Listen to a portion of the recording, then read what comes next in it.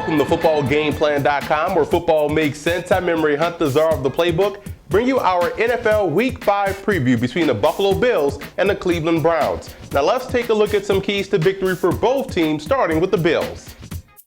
The Bills' offense right now has the potential to be explosive, but as we enter Week 5, they're still inconsistent in what they want to be offensively, and it's that Jekyll and Hyde approach that has them not sustaining drives. They only convert 30% on third down. That has to change. Defensively, however, they are playing some good ball in the front seven, led by linebacker Kiko Alonso, who has done a fabulous job in pass coverage, while both defensive tackles, Marcel Darius and Kyle Williams, are doing a fine job at the point of attack and collapsing the pocket. This week versus the Browns, the main key on offense is to move the sticks. They have to be able to move the chains, and defensively, the secondary play has to do their part in order for the team to be successful. Now let's move over to the Browns in this ball game. And right now, the Browns defense is playing excellent at every level. Defensive end Desmond Bryant, linebacker Craig Robertson, and cornerback Joe Hayden have been clear-cut standouts amongst other solid performers on that defense. Now offensively, I like what I saw last week versus the Bengals from Willis McGahee. Despite the numbers, I thought he did well and gave the Browns just enough in the running game to make their play-action pass game that much more effective. This week versus the Bills, they're going to have to dictate the tempo on both sides of the ball. The Bills want to control the pace offensively with hurry up and on defense with pressure. So they're going to have to control the pace of the game on both sides of the ball in order to come away victorious.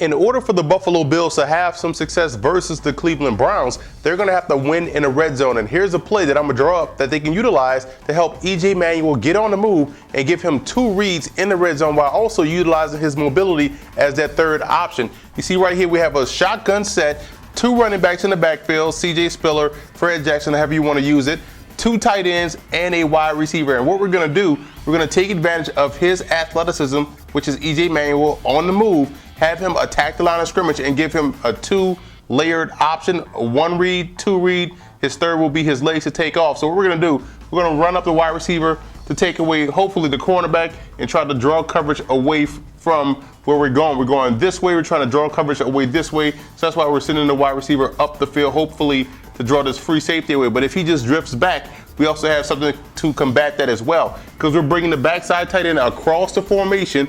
And this would be E.J. Manuel's second read. Normally you want to read high to low to take off, but we're going to read low to high, and then we're going to take off. We're going to fake the handoff here, and this is important because E.J. Manuel will turn his back to the defense, hopefully influencing the linebackers to go against flow, because we have the running back going up here to block on this outside backer if he's rushing, and we're faking the running back here. So E.J. Manuel turns his back, bellies out, 7 yards depth behind the tight end, outside leg of the tackle. You want to get that 7-yard depth as you're attacking the line of scrimmage going upfield.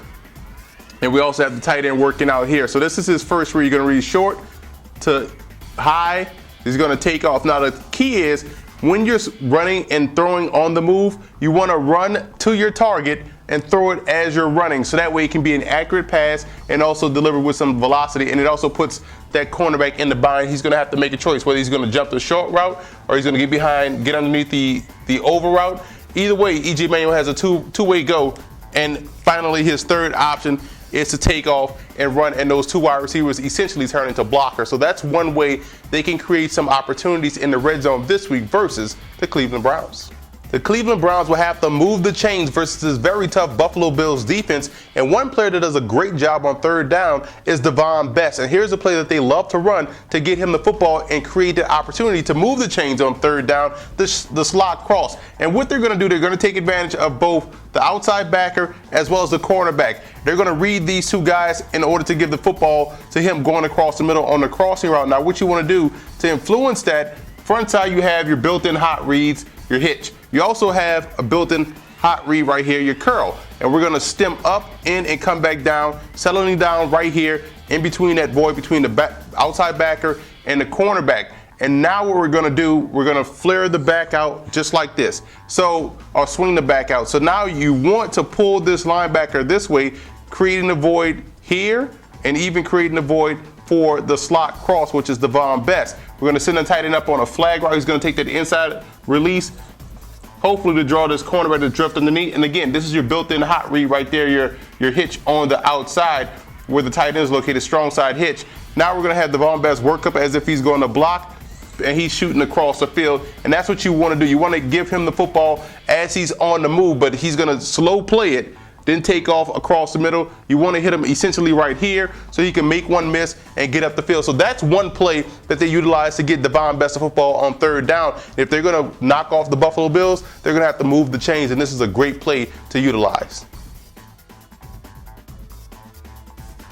The X factor for the Bills will be their offensive line. Number one, they're going to have to keep E.J. Manuel well protected in the pocket. And number two, they're going to have to communicate effectively in the running game as well as in pass protection. Otherwise, the Browns can have a field day in the backfield. The X factor for the Browns will be their running backs. They're going to need a complete effort this week from the backs that's running the football, catching the football out of the backfield, and also picking up the blitzes that the Bills love to bring. So they're going to need a complete effort, like I said before, from the backfield in order to have success offensively. Now, here are some coaching points for both teams in this ball game. Right now, number one, E.J. Manuel needs to go from efficient to dynamic. You have to be dynamic at that quarterback position, especially when you possess the skill sets to do so. And on offense, I would also run at Barkevious Mingo. Right now, I don't know if Jabal Shears is going to be back at the outside linebacker spot. Mingo brings a lot of speed off the edge, loves to get after the quarterback, but right now he doesn't hold up well versus the run, so I would run at Mingo if he's in the ball game. And on defense, you want to roll coverage toward Josh Gordon, their number one target at the receiver position, force those other receivers to beat you consistently. Now for the Browns in this game, I would squeeze the Bills' offensive tackles in the running game. You want both Fred Jackson and C.J. Spiller to bounce that football outside right into the waiting arms of an outside linebacker ready to make the play at or behind the line of scrimmage.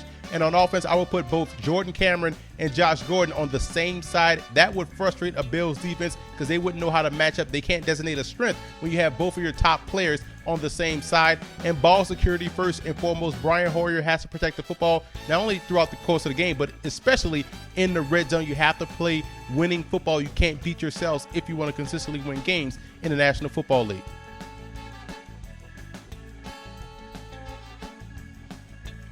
I like the Bills in this ball game. I look at their offensive pieces and I like what I see. I think right now they're trying to find their way, and I look for these guys to be a lot more explosive versus the Browns. I'm pretty sure they're going to take the training wheels off of E.J. Manuel and allow him to utilize his legs more. They're going to get him on the move. That's going to create opportunities for both Fred Jackson as well as C.J. Spiller. Defensively, this is a team that plays fast. They play downhill. I think they put a lot of pressure on Brian Hoyer in that Browns passing game. And I also want to give a huge shout out to Bill fan forums and Brown fan forums for always showing football game plan support.